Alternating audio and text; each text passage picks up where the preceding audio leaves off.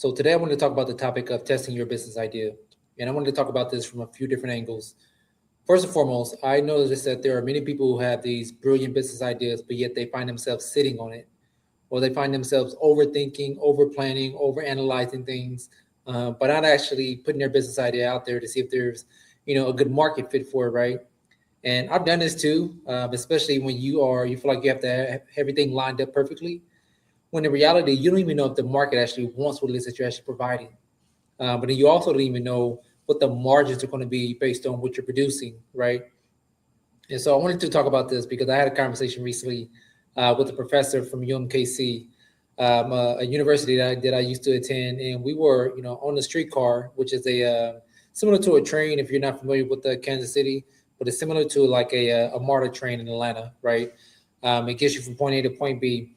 And so as I was on the streetcar, I was having a conversation with the professor, and he was basically stating how, many of the entrepreneurs used to be eager about starting businesses, but he noticed that people are finding themselves dropping off at some point for various reasons.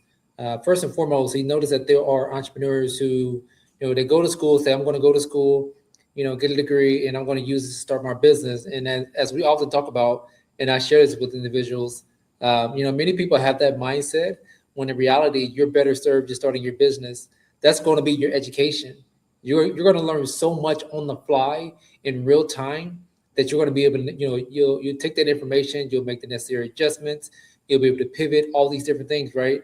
But many people, they assume that, okay, I'm going to go to school, get this information, and then start my business, not understanding that you're doing things backwards, right? And so as we were having this conversation, I had asked him, I said, I wonder, do they actually calculate how many people will actually go to business school and actually start their business? And then number two, how many people actually start successful businesses and they go back and say school was the result of that, right? Very few actually say that. And in fact, if you see most of the people that are running highly successful businesses, they were dropouts, right? And they're not dropouts in the sense that they're uneducated, but they understood how that business is about the market. And so that there are entrepreneurs out there, they find themselves over planning, they feel like they have to have all their ducks lined up in a row before, they have to, raise X amount of capital. When in reality, if capital was all you needed to thrive in business, then every business will be successful that has raised capital, right? But that's just not the case. It's so much that goes into starting a business, building a business, maintaining a business, scaling it, growing it, exiting it. Like it's so many different variables. And how you show up in one stage is not how you're going to show up in the next stage. And so that's first and foremost, because there's a huge tendency to feel like, you can, learn a book or read a book and you'll suddenly have all the answers, but that's not the reality of things. When you're building something from scratch for yourself, whether it be for yourself, whether it be for the marketplace, there's so many different questions that you have to ask. And honestly, there's so many questions that you won't even have the answer to until you find yourself knee deep into what it is that you're building.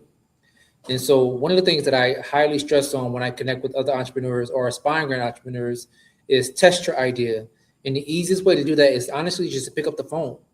Before you throw away tens of thousands of dollars into your idea, make sure there's something that people actually want. Call potential customers or clients and actually listen to their pain point, gather the feedback, write down notes, and you want to focus on how can you make things better. And as you're doing that, you also want to figure out, okay, what are my margins? And so I'll give you an example. I shared with it recently. There was a business that I started, I want to say roughly 2 years ago, give or take now. It was called Safe Bet. And so what it is it's a service that's designed for women, exclusively for women, to help them with their auto services. So essentially, mobile mechanic come over, change your brakes, oil change, things like that. But we do it at an affordable rate, and we do it in a way which it helps women feel comfortable. And so because our market was women, before we reached 100 customers, all I exclusively focused on was connecting with the women. So probably like the first 15 and 25 service calls, I didn't charge anything because I wanted to see, okay, does this make sense? What is our price point? Because we're a mobile service. So that means we have a gas expense. We have, our tools, all these different things, right? That goes into servicing our customers and clients. But we want to see, okay, is this going to make sense for us long term? Or is this a business that we need to, pause for now? Is this a business that we need to find a collaborator on? right? Do we need a retail location to where women can drop off their cars, be in and out within a certain time frame, right? So there's so many different variables that goes into your actual business, and you don't even know what people are willing to pay for it. And so as you're providing these services, what I noticed is as we were doing it, I was undercharging, and not just undercharging just to get the business. After we started like charging customers and clients for the actual service, but it was, we were performing such excellent amount of service, such quality service, and the rate was a desirable rate that we noticed that customers were willing to pay a tip. Like, think about that. In this economy, women were willing to pay a tip because they felt like we were providing quality service at a much affordable rate. Well, to my knowledge, it was a much lower rate than the market actually was willing to pay for. And so one of the things that you're trying to gather feedback is these different variables with the business that you're actually building. Number one, does the market actually want it? Number two, what is the real pain point, right? So the real pain point for that particular business was the fact that women were being overcharged. Women were feeling, uncomfortable when they went to the auto shop. Women, wanted to feel, they didn't like to be inconvenienced, right? So we were solving these different pain points for the customers. And that's the thing that you want to ask yourself, or what it is that you're building. First and foremost is, what pain do we solve, right? Who is the target audience? What is their desired salary, the price point, everything? Where are they located? We want to figure out, okay, if we're marketing, because we didn't really have much capital starting out with this venture.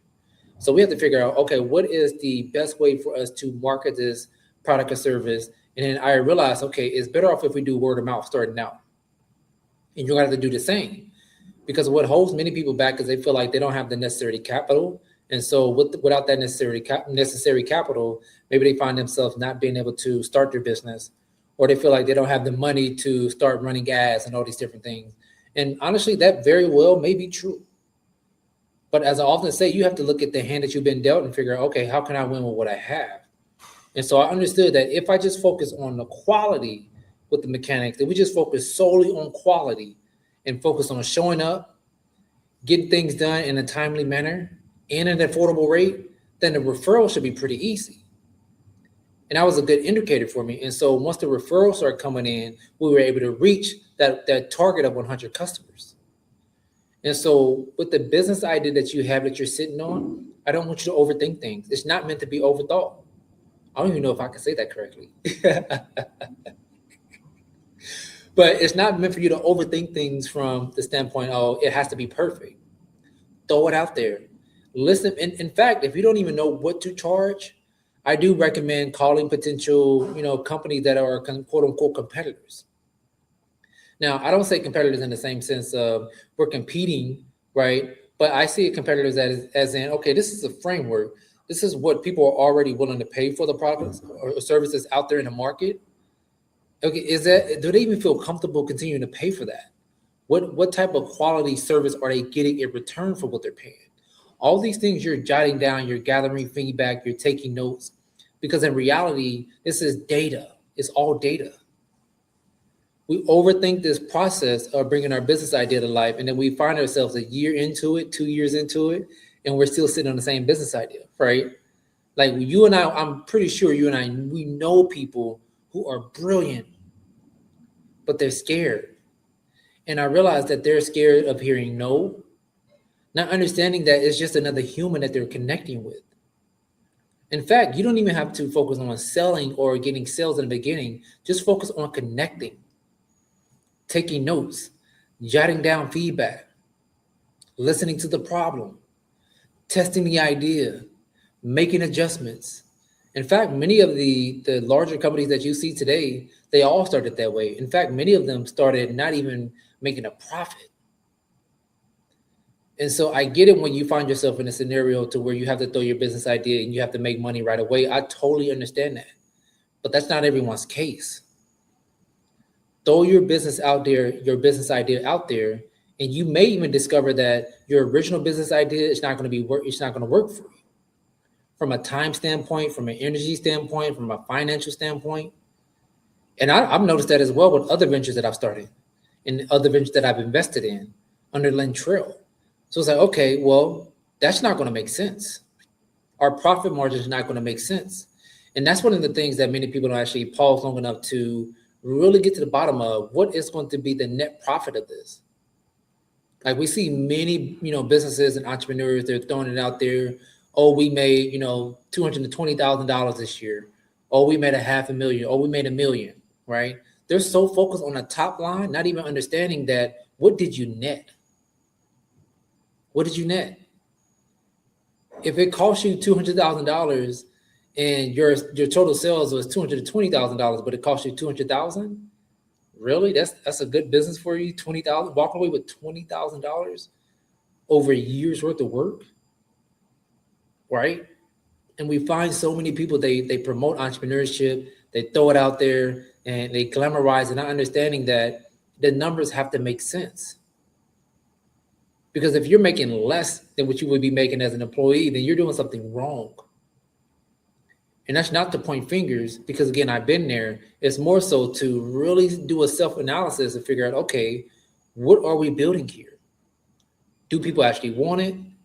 What price point do we need to be at? How can we reach our desired customers or clients? At what is our budget in regards to marketing? How can we get creative with the process? Do we need to make an adjustment? Do we need to pivot in real time? You do not want to be in a situation to where you sit on a business idea 2 years, 3 years, 5 years later, and you're still made no progress. You don't want to be that person. And then also when it comes to testing your idea, I do recommend, if you have several ideas, to create a system for yourself. Because just because you have an idea right now doesn't mean it has to be, worked on right away. That is one of the biggest realizations that I had, especially if you're someone who has a ton of ideas that come to you just out of nowhere, right?